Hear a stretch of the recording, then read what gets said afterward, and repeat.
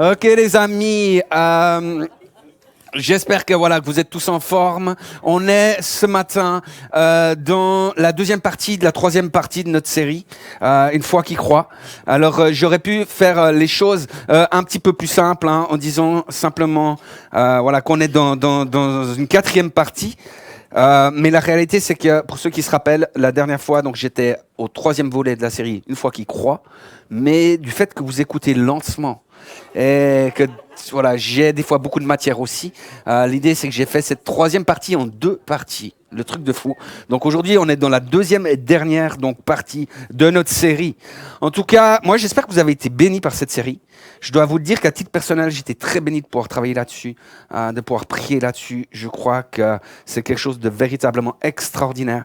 Et vous savez, dans cette série, il y a une chose qui ressortait particulièrement, c'est l'intentionnalité.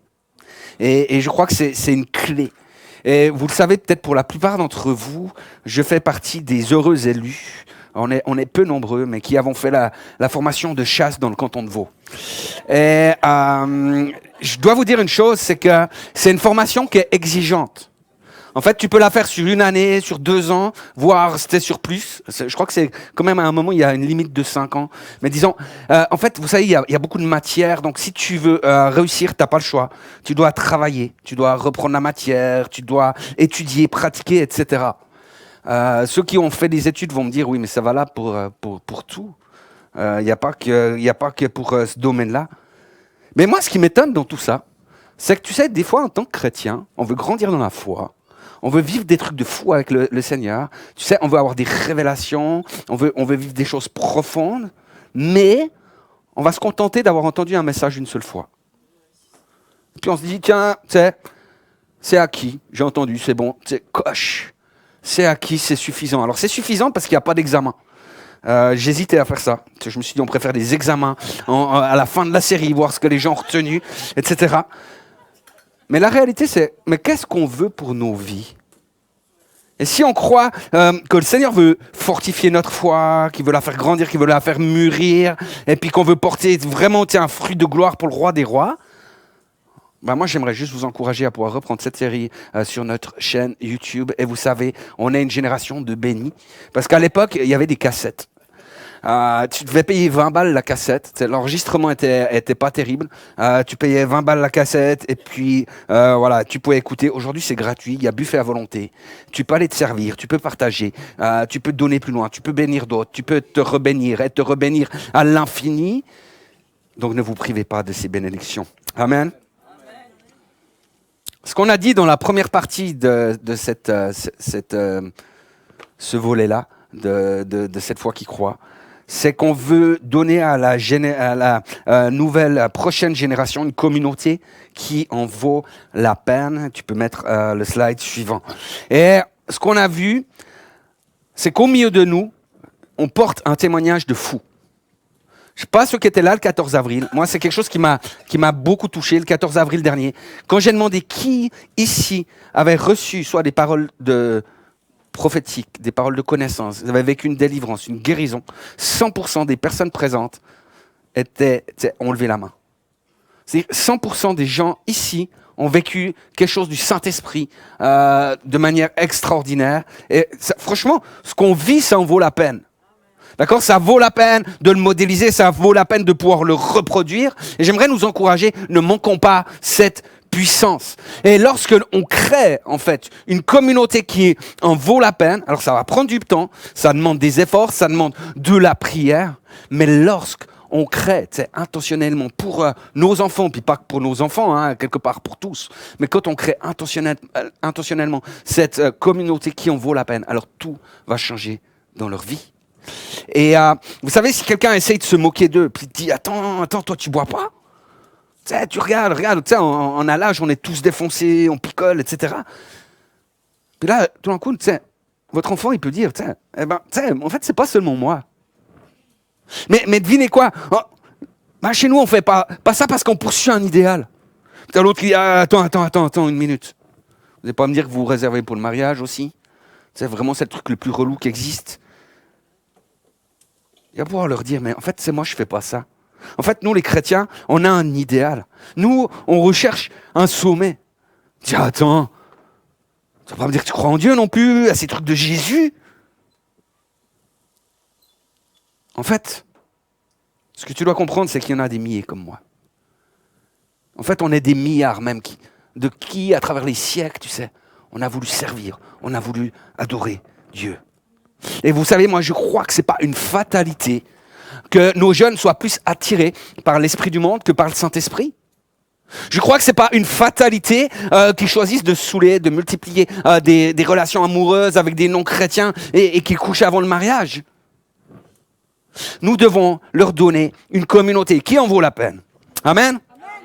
C'est comme ça, ils auront un modèle sur lequel ils peuvent se référer. Et au-delà d'une foi individuelle, vraiment dans une foi commune, tellement puissante, tellement forte qu'ils vont pouvoir s'appuyer dessus. Et cela dans leur foi individuelle. Même quand au niveau personnel, ils seront éprouvés.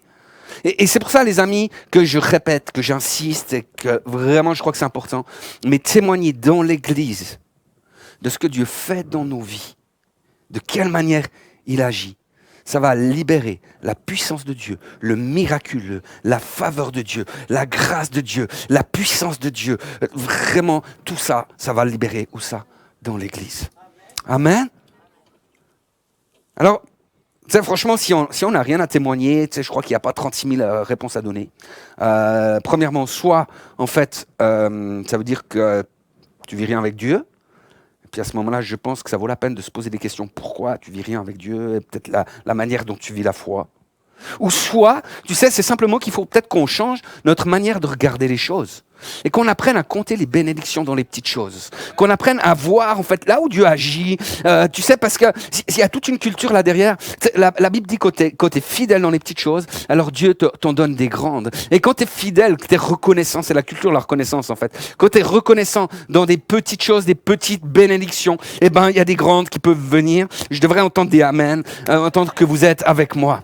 Amen. On veut leur donner une communauté qui en vaut la peine. Yes. Et dans ce troisième volet de la série, on s'est appuyé sur un texte. C'est le texte de Deutéronome. On va le lire ensemble. Si tu peux l'afficher volontiers. Deutéronome 6, versets 4 à 9, qui dit: Écoute Israël, l'Éternel, notre Dieu, est un. Tu aimeras l'Éternel, ton Dieu, de tout ton cœur, de toute ton âme et de toute ta force. Les commandements que je te donne aujourd'hui seront dans ton cœur. Tu les répéteras à tes enfants. Tu en parleras quand tu seras chez toi, quand tu seras en voyage, quand tu te coucheras et quand tu te lèveras. Tu les attacheras à tes mains comme un signe et ils seront comme une marque entre tes yeux.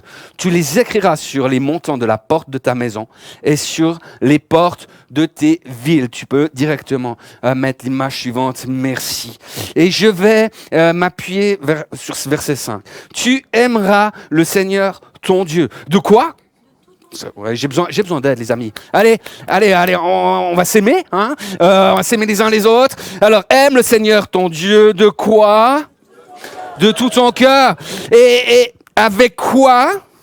Avec toute ton âme. Allez, on le dit ensemble. Avec toute ton âme. Et puis, encore quoi? Toute ta force. Amen. Nous allons aimer Dieu de tout notre cœur, notre âme et de toutes nos forces. Amen. Remarquez, c'est pas écrit tu aimeras le Seigneur ton Dieu avec la moitié de ton cœur. Tu aimeras le Seigneur ton Dieu quand ça te convient. Et puis surtout si personne se moque de toi, que tu vas pas passer pour un débile aux yeux des gens. De tout ton cœur. C'est un engagement en fait total. Un engagement qui est radical, qui est à 100%, rempli de foi et passionné envers le Seigneur Jésus-Christ. Et ce qu'on veut leur donner, c'est le point 2, on veut leur donner, tu peux le mettre, un niveau qui mérite d'être atteint. Tout ton cœur, toute ton âme, de toutes tes forces, ça c'est une norme qui mérite d'être atteinte. Amen. En fait, on veut leur donner quelque chose de réel, quelque chose d'élevé, quelque chose qu'ils puissent viser, qu'ils aient un objectif qui soit clair, qui soit fort. J'ai une question à vous poser ce matin. Est-ce qu'il y en a qui ont déjà vu la série The Chosen? Yes. Ok. Alors moi, à titre personnel, je suis pas le plus grand fan de cette série, dans le sens où, pour créer de la matière, parce qu'ils doivent faire plusieurs saisons, donc ils ont inventé plein de petites histoires.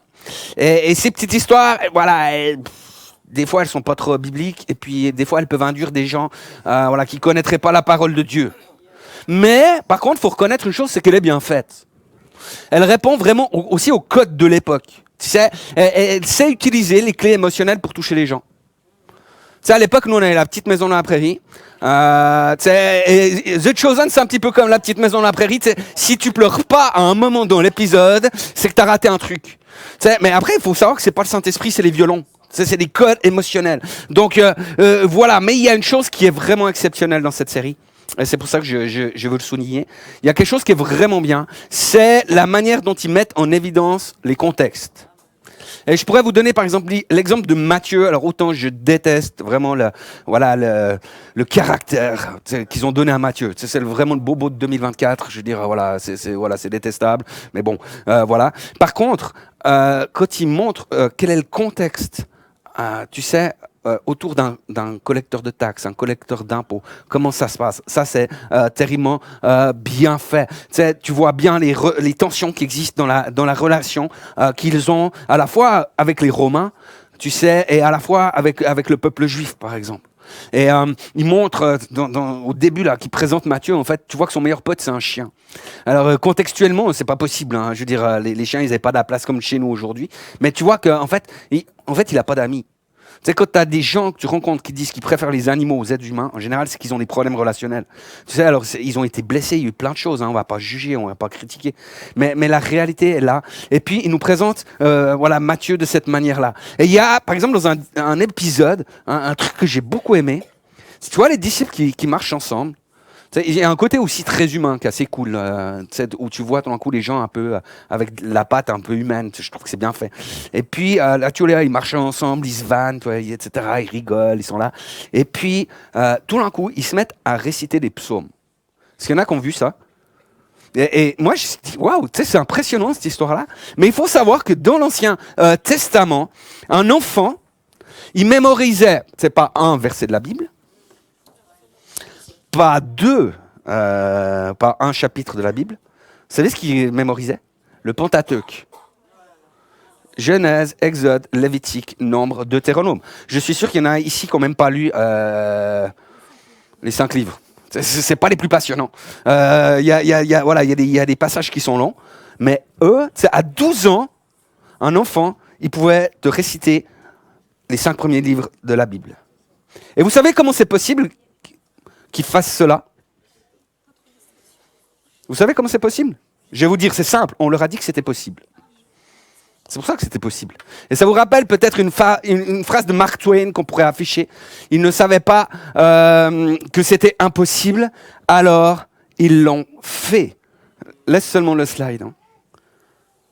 En fait, je crois que si on relevait le niveau, je crois qu'on serait vraiment surpris de voir tout le potentiel qu'ils ont, toutes les capacités qu'ils ont.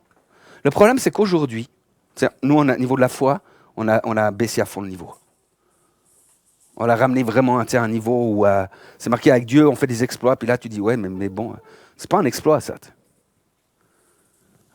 On doit élever le niveau. Moi, je crois qu'il y a quelque part, vous savez, je pense que les jeunes, ils se sentent insultés. Ils sont insultés puis qu'ils ont envie de te dire, mais donnez-moi quelque chose. Moi, je veux du steak.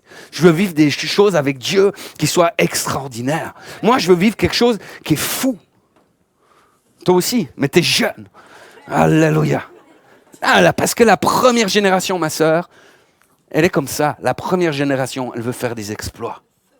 Elle a le feu. Elle veut conquérir des territoires. Elle veut voir la manifestation de la puissance de Dieu. Elle veut vivre l'évangile qui est marqué dans la Bible et pas vivre un truc qui sent la naphtaline. Tu peux mettre le slide suivant. Vous savez, il y a 100 ans, en 1924, il y en a qui étaient nés en 1924. Toi, pas? Ok. Non, mais 1924, quelque part, il y a peut-être nos grands-parents, nos arrière-grands-parents qui ont vécu cette période-là, d'accord? Donc, il y a 100 ans, c'est à la fois long et c'est à la fois pas long, tu sais? Il y en a qui sont plus proches des 100 que des 20, tu vois, par exemple. Donc, et regarde pas ton voisin, comme ça, c'était pas de lui que je parlais. Donc, c'est loin sans être loin. Il y a 100 ans, je vais vous dire un truc, les adolescents n'existaient pas. Est-ce que vous saviez ça? En fait, le mot adolescent, il a été conceptualisé qu'après la crise de 29. Donc, vous savez, la crise de 29, c'est la grosse dépression qu'on appelle ça aussi. Hein. Elle s'est finie avec la Deuxième Guerre mondiale, avec le début de la Deuxième Guerre mondiale. Donc, on a une fourchette. On pourrait dire que le terme adolescent, c'est à peu près entre 1941 et 1945 qu'il est arrivé là. Donc, avant 1945, il n'y avait pas d'adolescents. En fait, pendant des générations, il y avait deux catégories. Il y avait les enfants, puis les adultes. C'est-à-dire quoi? C'est-à-dire que tu étais un enfant, et puis tu devenais un adulte. Et d'ailleurs, Paul a écrit, on va mettre ça ensemble, 1 Corinthiens 13, 11, merci. Lorsque j'étais enfant, je parlais comme un enfant. Je pensais comme un enfant. Je raisonnais comme un enfant. Lorsque je suis devenu un homme, j'ai mis fin à ce qui était de l'enfant. Laisse seulement l'image, merci. Est-ce qu'on peut lire cette partie ensemble qui est soulignée? D'accord? Lorsque je suis devenu un homme, j'ai mis fin à ce qui était de l'enfant. Ça fait un petit peu bizarre. Attendez, parce que moi j'entends des femmes qui disent lorsque je suis devenu un homme, c'est un peu chaud. Alors on va entendre que les femmes là ce matin. Vous allez dire lorsque je suis devenu, j'ai mis fin. Allez, on le refait ensemble les sœurs. Hein, on s'écoute un petit peu. 3, 4.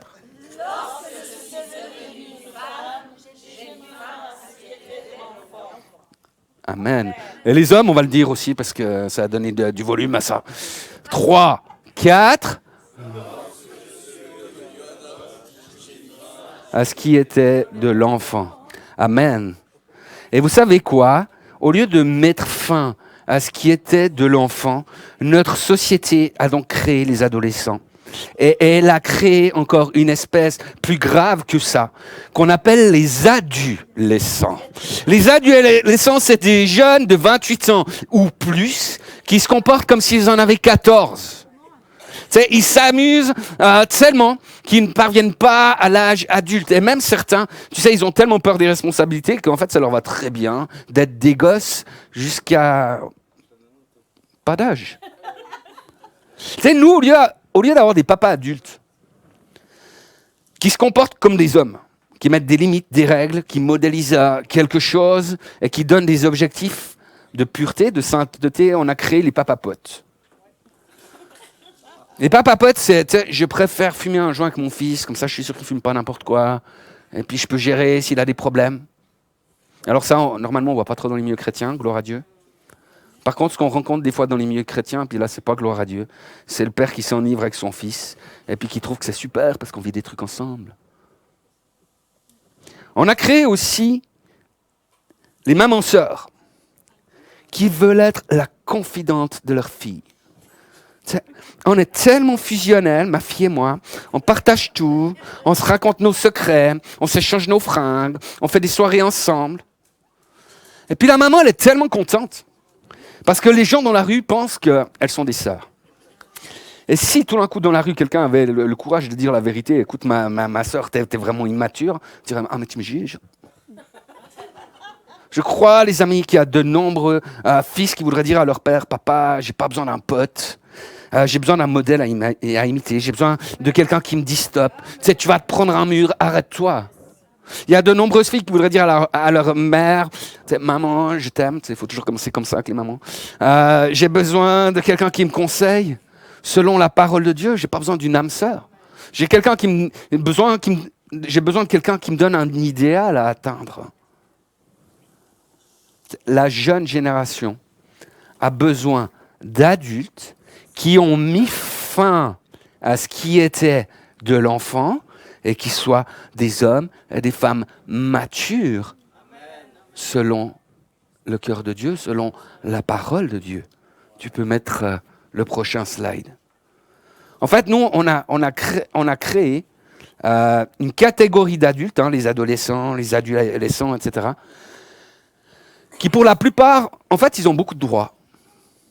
Ils ont reçu beaucoup de liberté, mais ils n'ont pas, ou pratiquement pas, ou peu, de responsabilité. C'est à leur détriment. Et c'est à leur détriment. Ils vont avoir des problèmes un jour. Moi, je suis convaincu par contre qu'il existe une jeune génération. C'est de ceux qui ont 14, 15, 16, 17, 18, qui voudraient au fond de leur cœur qu'on puisse leur donner quelque chose qui vaut la peine d'être visé. Ils veulent un objectif, ils veulent un idéal, quelque chose à atteindre. Vous savez, Jésus, il nous donne des objectifs élevés. Rappelez ce qu'il a dit, soyez donc parfaits comme votre Père Céleste est parfait. J'aimerais faire un sondage ce matin, qui c'est qui est en train de travailler pour sa perfection? Qui c'est qui est en train de se dire, ouais, de toute façon, la perfection n'est pas de ce monde, donc je passe à autre chose. Il y a quelque chose qui est là. Paul va dire dans Philippiens, s'il vous plaît, si tu peux l'afficher, Philippiens 3, versets 12 à 14, « Ce n'est pas que j'ai déjà remporté le prix ou que j'ai déjà atteint la perfection, mais je cours pour tâcher de le saisir. Puisque moi aussi j'ai été saisi par Jésus-Christ. Frère, je ne pense pas l'avoir saisi, mais je fais une chose. Oubliant ce qui est en arrière et me portant ce qui est en avant, je cours vers le but pour remporter le prix de la vocation céleste de Dieu en Jésus-Christ. » Merci.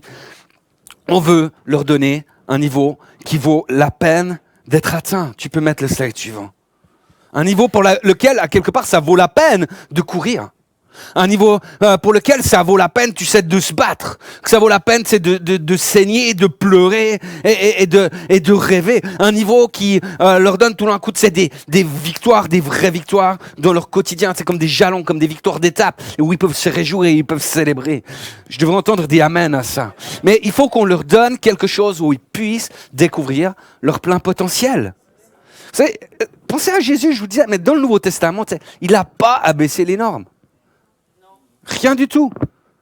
Tu sais, dans l'Ancien Testament, c'était écrit « tuez pas ». Jésus leur a dit ouais, « vous pensez que c'est bien de ne pas tuer ?» Ok, c'est pas faux. C'est un bon début. Tu sais, ce que je vous demande, moi, c'est de même pas ne pas détester vos ennemis. C'est au contraire les aimer. Puis vous allez commencer à leur faire du bien. Vous allez commencer à parler d'eux en bien. Vous allez commencer à agir dans leur vie pour qu'ils soient bénis et qu'ils comprennent ce que c'est que l'amour du Père. Dans l'Ancien Testament, c'est écrit ne commettez pas d'adultère. Puis Jésus il a élevé les standards. Hein. Déjà, si tu regardes quelqu'un avec un regard de convoitise, tu as déjà commis un adultère. Tu sais, le level, il n'est pas bas. Et vous savez, il y a une chose qui est sûre, c'est que c'est rare, en tout cas, je ne sais pas pour vous, mais c'est rare que l'on obtienne plus que ce que l'on demande. Vous avez déjà remarqué ça? Vous demandez à un enfant de ranger la vaisselle, il va pas mettre la suivante dans la vaisselle, hein, il va ranger le minimum. Vous êtes d'accord avec ça? Un ado, c'est pareil. Un mari, c'est encore pire. Hein, parce que le mari te dit attends 5 minutes. Alléluia. Les amis, peut-être qu'on ne peut pas empêcher notre enfant de boire dans une soirée. C'est vrai, peut-être qu'on ne peut pas l'empêcher. Par contre, tu peux, toi, ne pas lui servir de l'alcool. Peut-être qu'on ne pourra pas empêcher nos enfants d'avoir des relations sexuelles avant le mariage, mais peut-être que sous leur toit, on pourrait leur interdire d'être enfermés dans la chambre, on pourrait leur interdire de passer la nuit ensemble. Et puis la question, c'est pas de l'âge. Il y en a qui disent « Ah, ils sont adultes, on ne peut rien faire ». Moi, quand nous, à l'époque, la majorité, c'était 20 ans. On était déjà jeunes, hein, on était déjà majeurs, et c'était déjà jeune. Mais moi, j'aurais ramené une fille à la maison. Mes amis, mais la tourniole que je me serais pris, on ne l'aurait jamais fait. Il y a un moment, c'est ton toit. Et l'autorité sous ton toit, elle est aux parents. Et si les parents ne prennent pas cette autorité, on a un problème. Ça veut dire que c'est plus eux qui fixent les règles. Et puis quand je dis ça, certains ils sont en train de dire « Oh, attends, le gars, déjà, il est vieux jeu. Bienvenue au club. » Eh oui. Et puis d'autres, ils sont en train de dire « Ouais, attends, il exagère, on ne peut pas faire ça, etc. » Parce que les gens, aujourd'hui, les gens, ils ont peur de perdre leur enfant en mettant des règles. Et en fait, tu les perds quand tu ne mets pas de règles. Et puis là, on est en train de mettre des règles, on n'est pas en train d'élever un niveau. On est en train de fixer une base. Tu sais, élever le niveau, ça veut dire, au lieu de lui dire quand il va à l'école, ton adolescent le matin, lui dire, tu dis bien, sois poli avec les profs, tâche d'être populaire aussi avec tes potes, etc. Commence à élever les standards. Mon fils, ma fille, tu es la lumière du monde. Christ habite en toi. Je t'ai vu grandir spirituellement et je sais que tu peux avoir un impact sur les autres, tu peux avoir un impact sur tes potes, tu peux avoir un impact sur tes profs, tu peux faire la différence. Je vois en toi un ministre du Dieu très haut, donc tu sais, tu as Jésus en toi, va à l'école, aujourd'hui le monde va changer, gloire à Dieu. Je crois qu'il va différemment aller à l'école, les amis. Je vous passe, il y a l'enregistrement si jamais tu veux reprendre pour lundi. Non mais au lieu de dire à la fille, tu sais, des fois on entend ça avec les parents. Tu sais, au lieu de dire à la fille, tu sais, fais attention vraiment avec ton copain, tu sais, préserve-toi. Puis si vraiment vous craquez, il faut que tu te protèges. Et puis surtout, reviens pas enceinte à la maison. Tu sais, au lieu de lui dire ça, tu vas commencer à lui dire, écoute ma fille, préserve ta pureté. Et je te parle de la pureté dans ton corps, mais préserve aussi la pureté dans ton âme. Préserve aussi la pureté dans ton cœur. Et vous allez voir, ça va faire une réelle différence. Parce que là, tout d'un coup, on commence à augmenter le niveau. On commence à fixer des objectifs. On veut leur donner un niveau qui mérite d'être atteint. Mon fils, ma fille, aime le Seigneur ton Dieu de tout ton cœur. Aime-le de toute ton âme. Aime-le de toute ta force. Parce que tu es l'église d'aujourd'hui. Et c'est aujourd'hui que Dieu va t'utiliser. Tu comptes pour lui. Soyons intentionnels. Vous savez, si on leur donne pas intentionnellement des bonnes choses, on va leur donner accidentellement, avec de bonnes intentions, mais accidentellement, de mauvaises choses. Qu'allons-nous leur donner? On va leur donner une communauté qui vaut la peine. On va leur donner une norme qui mérite d'être atteinte. Et on va leur donner une foi qui mérite d'être reproduite. Et j'aimerais qu'on puisse relire juste les versets 6 à 9 de notre passage de Deutéronome, parce que je vais m'arrêter là-dessus maintenant, où il est écrit, donc les commandements que je te donne aujourd'hui seront dans ton cœur, tu les répéteras à tes enfants. Tu en parleras quand tu seras chez toi, quand tu seras en voyage, quand tu te coucheras et quand tu te lèveras. Tu les attacheras à tes mains comme un signe et ils seront comme une marque entre tes yeux. Tu les écriras sur les montants de la porte de ta maison et sur les portes de ta ville. Tu les imprimeras sur des t-shirts, sur des hoodies, sur des goodies. Tu en feras des porte-clés, tu en feras des autocollants, tu en feras des coques de téléphone portable. Tu multiplieras à souhait parce que la loi de Dieu est juste extraordinaire, est géniale. Et je devrais entendre un amen. Et tu peux changer le slide, merci. Vous serez d'accord avec moi pour dire, quand tu as un enfant de 8 ans, même 8 ans et demi, tu peux l'obliger à mettre un t-shirt My Little Pony, même si cet enfant préfère la patte patrouille. Par contre, quand il a 14 ans, ça devient plus compliqué. D'accord? Même pour le t-shirt, donc patte patrouille. Hein. Voilà, qu'on soit bien clair. Vous êtes d'accord avec ça, hein? Vous êtes d'accord avec moi aussi qu'on va faire des reproductions de marques de luxe. On a des montres de luxe, de maroquinerie, de luxe, etc. Ça, on peut faire des reproductions. Mais vous êtes d'accord avec moi qu'il n'y a personne qui va se prendre la tête à faire des reproductions de marques que l'on trouve dans les supermarchés. Vous êtes d'accord avec ça? Et pourquoi? Ça nous enseigne une chose qui est hyper importante. Faire la leçon à nos enfants, ça va servir à rien. Mais ils voudront reproduire ce que nous vivrons quand ce que nous vivons est habité de la gloire de Dieu. Parce que tout d'un coup, ça en vaut la peine. On peut les moraliser, on peut les culpabiliser, mais ça va les faire fuir. Là où tu vas faire la différence, c'est sur la manière dont tu vis ta foi. Et je crois qu'on peut vivre notre foi de manière à les impressionner. Modélisons une foi qui vaut la peine d'être reproduite. Paul va écrire dans 1 Corinthiens 11, verset 1, « Soyez mes imitateurs, comme je le suis moi-même de Jésus-Christ. » Et il y a peut-être certains d'entre vous qui se disent, « Oh, tu sais, peut-être que Paul, il avait une foi extraordinaire.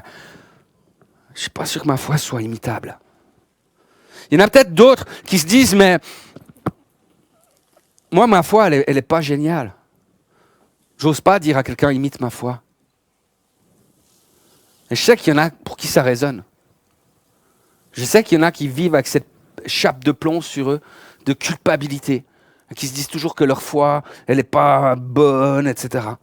Et ce matin, j'aimerais vraiment briser cela, ce mensonge, un mensonge du diable, et je brise cela dans le nom de Jésus. Refusez de croire ces paroles. Et si jamais vraiment, si ça peut vous aider, alors moi j'aimerais vraiment pouvoir aussi vous tendre la main. Et si tu penses que ta foi n'est pas imitable, eh ben écoute, ça me fait plaisir. Tu peux dire aux gens de m'imiter moi. D'accord? Tu peux dire à tes enfants, imite Pasteur Christophe. Tu vois, et c'est gratuit, vraiment. Je veux dire. Après, c'est vrai qu'il y a un petit risque. Le petit risque, c'est qu'ils peuvent commencer à penser que, Pasteur Christophe, il est 100% parfait. Bon, c'est vrai. Non, mais vous rigolez, vous pouvez demander à ma femme. Elle peut vous le confirmer. Je suis le modèle même de la perfection. Il n'y a pas mieux. Je crois que j'incarne à moi-même la perfection, l'humilité et évidemment la beauté. Voilà. D'ailleurs, je dois vous faire un aveu, les amis. Je dois vous faire un aveu. Je suis Superman. Et je peux vous le prouver en 2 secondes. Vous n'avez jamais vu Superman et moi en même temps dans une pièce. N'est-ce pas? Ok, vous avez compris qu'il y a un peu d'humour. Mais pas autant que ça. Et puis comme je suis quelqu'un d'humble, quand même, vous pouvez m'appeler Super. Entre nous, ça passe. Ok? Ce que je suis en train de dire avec ça, c'est qu'on est appelé à être des imitateurs de Christ et on n'est pas appelé à être des caricatures de chrétiens. Ok? Ça veut dire quoi? Si vous allez dans la rue, si vous allez faire un micro-trottoir, vous allez demander aux gens ce qu'ils pensent des chrétiens. Il y a peu de chances qu'en fait, le mot qui ressort à chaque fois, ce soit le mot cool. Il y a peu de chances que quelqu'un va dire les chrétiens, c'est un truc qui est cool. Ils voient ça plutôt. Voilà. C'est pas la meilleure image. Moi, je me rappelle, alors je sais plus où c'était, mais de jeunes qui avaient organisé un festival parce qu'ils voulaient montrer à d'autres jeunes qu'on pouvait être chrétien et qu'on pouvait être cool. Alors, qu'est-ce qu'ils ont fait? Ils ont fait venir des groupes locaux. Je suis pas sûr que c'était des groupes chrétiens, mais ils ont commencé à organiser des bars. Tu trouvais des limonades, de la bière, du vin, etc. Ils ont fait de la pub, des affiches sur les réseaux, etc. Et je dois vous dire une chose, c'est que la soirée a été un plein succès. Vraiment, ils ont eu du monde qui est venu à ce festival, c'était extraordinaire. Et tout le monde a pu voir qu'ils étaient cool. C'était génial. Par contre, excusez-moi, je crois que personne n'a vu qu'ils étaient chrétiens. Vous savez, la réalité, c'est quand tu demandes aux gens, si l'église, c'est un lieu qui est cool, ils vont te dire non. C'est un truc qui est austère, c'est un truc qui est embêtant. Et si tu essayes, d'argumenter en disant, non mais chez nous, l'église, c'est vraiment cool, c'est vraiment génial. On a un super band de louanges, c'est vrai, des super musiciens, etc. Notre pasteur, c'est super. Si tu commences à dire ouais, et puis quand tu prêches, on est tous en feu, on dit amen, on se réjouit, etc. Et puis que vous le faites, parce qu'en même temps, ça peut être bien aussi. D'accord? En fait, les gens, ils vont dire que vous faites partie d'une secte. C'est vrai ou c'est pas vrai? Donc, si tu essaies de démontrer des choses comme ça, en fait, tu vas pas y arriver. Mais j'ai une bonne nouvelle pour chacun d'entre nous ce matin. Et la bonne nouvelle, c'est que Dieu n'est pas cool. Dieu est saint. La bonne nouvelle, c'est que Jésus, c'est pas ton pote. Il faudrait qu'on n'oublie pas ça quand on commence à avoir de la familiarité avec Dieu. Jésus n'est pas ton pote, Jésus est ton ami. Et le chemin sur lequel il t'invite à marcher en tant que chrétien, c'est pas juste un chemin fun et cool. C'est un chemin étroit, difficile, mais glorieux. Et ça, les amis, ça fait vraiment toute la différence. Et nos jeunes, il y a des jeunes ici? Ouais, il y en a qu'il faut le dire vite. Ouais, c'est ça. Alléluia. Nos jeunes, les amis, ils n'ont pas besoin que tu sois une caricature d'un chrétien. C'est-à-dire quelqu'un qui n'aurait aucun problème, tu sais. Ça gueule à la maison, puis quand tu as des invités qui arrivent, tu ouvres. Ils n'ont pas besoin de ça. Ils ont besoin que tu sois authentique. Ils ont besoin que tu sois vrai. Et quand je parle d'authenticité, je suis pas en train de dire, tu sais, que tu dois être transparent face aux gens, que tu dois tout livrer, que tu dois être complètement vulnérable en toutes choses. Ça, je pense que c'est un truc qui est débile. Ça, c'est un vrai mensonge. Moi, je me rappelle, au début du Covid, on avait une soirée Zoom avec d'autres chrétiens. Et il y a une dame qui nous dit qu'elle a rencontré une dame qui avait peur, en fait, à cause de la pandémie, elle est en panique, elle pleurait, etc. Et puis cette sœur chrétienne, elle commence à nous dire un truc du style, moi je pense que c'est important que les gens puissent savoir que nous les chrétiens, on a aussi peur. Je vous dis honnêtement, moi j'étais un peu embêté parce que la réalité c'est que, alors, je sais pas si j'étais peut-être inconscient, hein, c'est pas grave, c'est mon côté adolescent. La réalité c'est que j'avais pas peur déjà. J'étais embêté avec plein de trucs. On a dû se mettre au streaming, on a dû, on a dû rebondir à chaque fois parce que c'était droit à 5, 15 personnes, 25, 3, etc. Donc c'était compliqué, mais j'avais pas peur. Mais la seconde chose que je commençais à me poser comme question, je me disais, à quoi ça va bien pouvoir servir aux gens qui sachent qu'à titre personnel, j'ai peur du Covid? C'est quoi? C'est qu'on leur dise qu'en tant que chrétien, on n'est pas meilleur qu'eux? Mais alors moi, j'aimerais vous poser une autre question. À quel niveau on met notre foi à ce moment-là? Qu'est-ce que ça fait notre foi pour nous dans ces moments, dans les moments de crise, dans les moments difficiles? Comment est-ce que j'arrive à placer ma foi? Alors est-ce que ça veut dire qu'il faut rien dire? Non, je crois pas.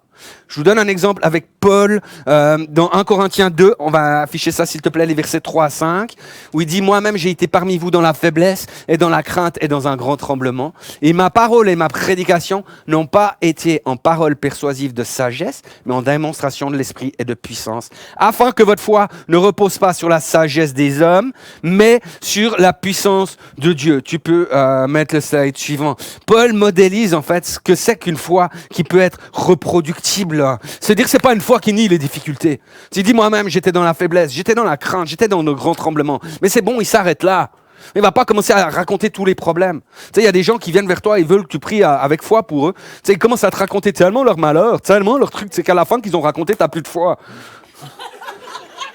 C'est vrai, tellement que t'es découragé. Tu sais, tu dis, ça va mieux, tu pries, ça va mieux. Non, puis j'ai encore mal là, puis je me rappelle, Et tu sais, ils te mettent une couche de mauvaises nouvelles. Tu sais, Paul, il est là, il dit, oui, on est des hommes. Oui, il y a des trucs où c'est compliqué. Oui, il y a des trucs où, tu sais, on maîtrise pas, on a peut-être des inquiétudes, on a peut-être des craintes parfois. Et c'est pas un problème. Mais là où je veux me focaliser, là où je veux mettre mon attention, c'est sur la puissance de Dieu. Là où je veux croire qu'il y a une différence qui va se faire, c'est dans la démonstration d'esprit que le Seigneur m'accorde de vivre, parce que Dieu est ainsi. Et le Seigneur nous dit, mais ma puissance s'accomplit dans la faiblesse.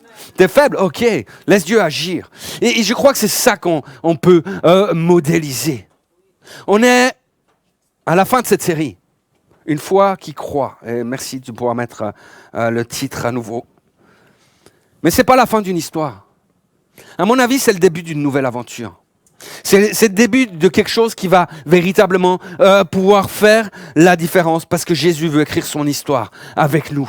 Il veut l'écrire avec toi. Il veut l'écrire avec moi. Il veut l'écrire avec l'Église que nous sommes. Et j'avais commencé cette série, je ne sais pas si vous vous rappelez, c'était pas en 1800, donc ça devrait encore aller. Peut-être ça va vous revenir. J'avais commencé cette série en parlant de la foi, en disant, dans la parabole du semeur, en fait, il n'y a qu'un terrain sur 4 qui va porter du fruit.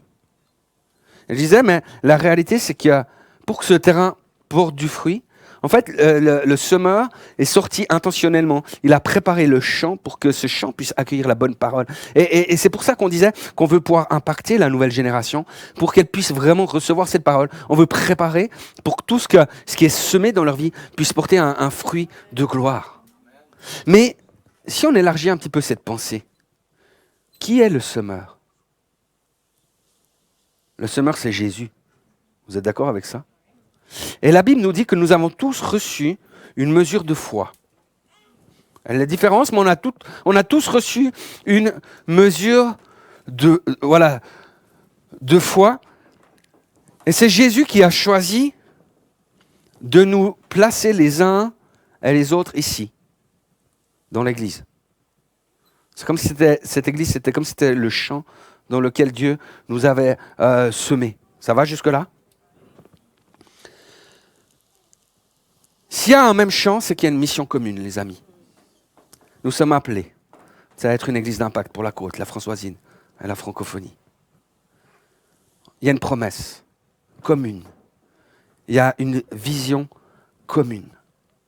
Une semence, nous dit la parole, peut porter 100 grains. Une autre peut en porter 60. Certaines vont en porter 30.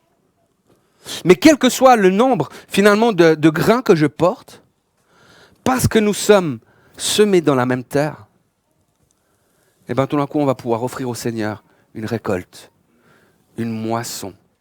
Ça devient un champ complet. Et là, ça devient extraordinaire. Parce qu'il y a un principe de multiplication qui peut se mettre en route. Ça va? Vous êtes toujours avec moi? Vous savez, la réalité, c'est qu'il y a aujourd'hui dans notre siècle une multiplication de propositions qui existent au niveau chrétien, hein. À gauche, à droite, sur le net, en réel. Il y a il y a plein d'enseignements qui sont vraiment bons. Il y a plein de choses qui existent. Mais il y a un réel risque en même temps qui est là. Il y a un risque, c'est qu'on se disperse. C'est qu'on se perde. Vous savez, la réalité, c'est que je réalise une chose. C'est qu'on est dans un siècle, depuis le Covid en tout cas. Tu sais, il y a un truc où les gens sont plus vite fatigués. Il y a un truc comme si on a eu... c'est comme s'il y avait eu un trop-plein, et puis que le Covid, il a fait péter une soupape, puis qu'aujourd'hui, c'est comme si... Tu sais, il y a vite beaucoup. Et moi, j'aimerais nous encourager à ne pas nous disperser. Alors attention, hein, je suis pas en train de dire qu'il faut plus rien suivre, qu'il faut être que axé sur la chaîne YouTube du Gospel Center La Côte. En même temps, je le répète, c'est vraiment bien. Mais voilà, je dois aller vite, hein, mais je veux pas faire des raccourcis non plus, comprenez bien. Nos jeunes, par exemple, aujourd'hui sont à la RJ à Bulle. On sait que c'est un week-end extraordinaire qui les impacte. Mais la réalité, c'est qu'il nous manque ici. La réalité, en même temps, c'est qu'il manque quelque chose dans la maison. Vous voyez ce que je veux dire? Et donc, tu sais, on les bénit, on se réjouit de les revoir la semaine prochaine. Et, on espère qu'ils nous regardent en replay. Voilà. Mais c'est génial. C'est génial ce qu'ils vivent. Et moi, je suis très fier de nos jeunes, je peux le dire, parce qu'ils ne sont pas là. Donc, comme ça, s'ils nous écoutent, ils vont être contents. S'ils ne nous écoutent pas, tant pis. Mais je suis vraiment très fier d'eux, parce qu'ils ont un zèle pour la maison. Ils ont un zèle pour le Seigneur. Et je pense qu'il y a beaucoup d'adultes qui devraient les imiter. Et la réalité, en même temps, tu sais, c'est qu'on peut aller servir à 15 000 endroits. À 15 000 endroits, ils auront toujours besoin de chanteurs, ils ont toujours besoin de bassistes. C'est une denrée rare, les bassistes. Il y a toujours des besoins à gauche, à droite. Tu peux aller dans toutes les églises, il y a des besoins. Donc, tu sais, voilà. Mais la réalité, c'est que je crois que Dieu nous appelle à bâtir quelque chose ensemble. Ça ne veut pas dire que c'est mauvais ailleurs. Je ne suis pas en train de dire ça, hein, comprenez bien. Mais je crois qu'il y a un appel commun. Et je crois que comme chaque partie du corps, on a un rôle à jouer. Et je crois qu'on n'est pas appelé à être des adolescents ou des adolescents spirituels. J'aimerais vous le dire, j'aimerais vraiment... Voilà, je veux dire, on est entre nous, on s'aime. Mais je crois qu'il y a une réalité, c'est qu'il y a des gens qui sont là juste par leurs envies. Et ça, c'est une culture de la mentalité, la troisième génération, où chacun fait ce qu'il veut. Mais l'Éternel n'est plus roi. Et nous sommes appelés à être cette église de la première génération. Et j'aimerais vraiment nous encourager. Je crois qu'on a une responsabilité vis-à-vis du corps. Pas que le pasteur. Ça, c'est des gens, tout d'un coup, tu sais. Moi, je vois, par exemple, on parlait pour les kids. Tu sais, les kids, il y a un dimanche où ils ont 15 gamins. Dimanche d'après, ils en ont 2. Tu veux faire comment? Comment tu veux construire quelque chose? Comment tu veux développer quelque chose? Si en tant que pasteur, tu sais, tout d'un coup, un dimanche matin, je décide de ne pas venir, mais j'ai mieux à faire. Bon, on n'a pas le droit de chasser le dimanche, vous avez de la chance. Ça évite des tentations. Mais imaginez ça. On se dirait, mais il n'y a pas de respect. Mais on est de la même manière, les amis. Nous avons une redevabilité les uns envers les autres, parce que le Saint-Esprit veut donner à chacun de nous des dons spirituels, afin qu'on puisse se servir les uns les autres, et qu'on puisse être une bénédiction les uns pour les autres. Et c'est comme ça qu'il a prévu. Tu sais, on n'a rien pleinement en nous, il y a tout pleinement dans le corps. Tout Christ a été déversé pleinement dans le corps et de manière gratuite et extraordinaire. J'aimerais vous dire une chose. La réalité, les amis, c'est que je crois qu'il y a des véritables enjeux spirituels qui se jouent en ce moment-là, maintenant en live, tu sais, dans les lieux célestes. Et je vous dis ça pourquoi? Quand j'ai préparé cette prédication, je dois dire que j'ai eu assez de facilité. Tu sais, je suis allé, j'ai fait ça, c'était construit, c'était facile. Par contre, tout d'un coup, j'ai dû commencer à prendre la conclusion. Et puis, à ce point de la conclusion, d'un coup, j'ai commencé à être chicané. Tu sais, je dis chicané parce que je sens qu'il y a vraiment des pressions qui viennent. Il y a vraiment des choses qui sont là. Et je sais que c'est le rôle aussi, des fois, des 5 ministères, c'est eux qui prennent les coups. Et je sais que je prends des coups, je sais qu'il y a des choses qui sont là. Mais il y a vraiment un truc qui m'a chicané. Se dire que, un message où ça fait un petit moment que je parle, ça a bien été. Puis tout d'un coup, tu arrives juste sur le dernier truc, puis là, tu commences à sentir que ça coince un peu de partout. Et tu sais, comme Paul qui disait, moi, je suis devant vous ce matin. Et c'est vrai, hein, à ce moment-là, je ressens, c'est dans un état de faiblesse, de crainte, de grand tremblement. Mais la vérité, j'ai envie de faire comme Paul. J'ai envie de m'appuyer sur la puissance de Dieu. J'ai envie de m'appuyer, je veux pas me laisser arrêter. Mais j'ai envie de garder mon focus, de regarder à la puissance de Dieu. Et quand j'étais hier encore en train d'être sur cette conclusion, en train de la retravailler, le Seigneur me disait, mais ce matin, il faut que tu saches une chose, c'est que tu n'es pas en train de prêcher dans un désert. Et que je crois que nous sommes ici conscients de ces réalités spirituelles-là, que nous sommes ici ensemble et que nous savons que ce combat, on va le vivre, mais qu'on va le gagner. Mais je sais qu'on est, et je vais le dire, ça va peut-être vous paraître bizarre, mais je sais une chose, c'est que nous sommes en train d'écrire l'histoire. C'est de la même manière que les apôtres, dans les actes, tout d'un coup, il y a même un livre qui s'appelle Les Actes des apôtres, alors que ça devrait s'appeler Les Actes du Saint-Esprit, mais c'est les Actes des apôtres. Et je sais que de cette même manière-là, on est en train d'écrire quelque chose, spirituellement. Je crois que vraiment, Dieu va faire quelque chose avec nous, et je crois en même temps qu'on est vraiment, et je sais que je l'ai déjà dit, mais j'aimerais le répéter parce que c'est ce que le Seigneur me montrait que c'était important. On est sur un point de bascule. On est dans une autre saison. Vous savez, à quelque part. On ne sait pas encore comment s'habiller. Hein. Le matin, il pleut, l'après-midi, il fait 25 degrés. Et tu dis, et on vit ça spirituellement maintenant. Et ça veut dire quoi? Ça veut dire que si on ne change rien à notre manière de penser l'Église, de vivre l'Église, et vraiment dans la dynamique qu'on vit ensemble, on risque de passer dans la deuxième génération. C'est-à-dire quoi? C'est-à-dire, on vit des trucs géniaux, on a vu. On vit des trucs au niveau spirituel, tout le monde a vécu quelque chose. Et on risque de virer dans cette deuxième génération qui va commencer à essayer de protéger ce qu'on a. Et de garder, pour que ça reste. Et puis, ça veut dire quoi? Ça veut dire qu'on va glisser, qu'on va engendrer une troisième génération. Ou alors, tout d'un coup, on se dit, OK, là, il y a quelque chose qui se passe. Moi, je suis appelé à être un chrétien de la première génération. Et ce que je désire, moi, c'est vivre des trucs de fou. De dire, OK, maintenant, on est ce peuple d'Israël, on a passé le Jourdain. Maintenant, tu as le choix. Soit, tu retournes dans le désert. Il y en a qui ont mis 40 ans à tourner en rond pour mourir. Ou soit maintenant, par la foi, on s'unit, on devient un peuple, et on va commencer à aller conquérir Jéricho. Et puis, on va monter à l'assaut de la terre promise. Et là, tout d'un coup, il va y avoir une différence de gloire. Parce que Dieu sera avec nous. Et moi, j'ai choisi, je sais qu'on est appelé à avoir cette mentalité de la première génération. Je sais qu'on va être émerveillé, qu'on va être étonné par ce que Dieu va faire au milieu de nous. Et je sais une chose, c'est qu'on va devoir élargir l'espace de nos tentes. Et il y a une question que le Seigneur aimerait nous poser. C'est de dire, mais est-ce que ce matin, tout simplement, on est d'accord de faire corps, de dire oui, on va aller dans les promesses de Dieu. Est-ce qu'on est d'accord de dire à quelque part, oui, je mets ma mesure de foi dans la besace de Jésus. Je veux être servi pour sa gloire. Je veux pouvoir entrer dans les choses que le Seigneur a prévues pour moi. Est-ce qu'on est d'accord de dire ça ce matin? Sachant qu'à partir de la bénédiction du corps, ça coule après sur nos familles. Ça coule. Tu sais, c'est pas le truc, je vis plus. Tu sais, des fois, on imagine qu'on n'a plus le droit d'avoir de rêves, etc. Tu sais, dans le peuple d'Israël, il y avait 12 tribus, ils avaient chacun leur territoire. Il y avait une place pour chacun. Il y avait une place de gloire. Et quel que soit ton appel, que ce soit un appel qui soit à servir dans l'église, que ce soit un appel qui soit à servir dans le monde, que ce soit un appel typé ou comme ça, quel qu'il soit, Dieu a prévu une place, qu'à partir de la terre que nous prenons, de la maison où nous sommes, il va y avoir une grâce, une bénédiction, une faveur et une multiplication.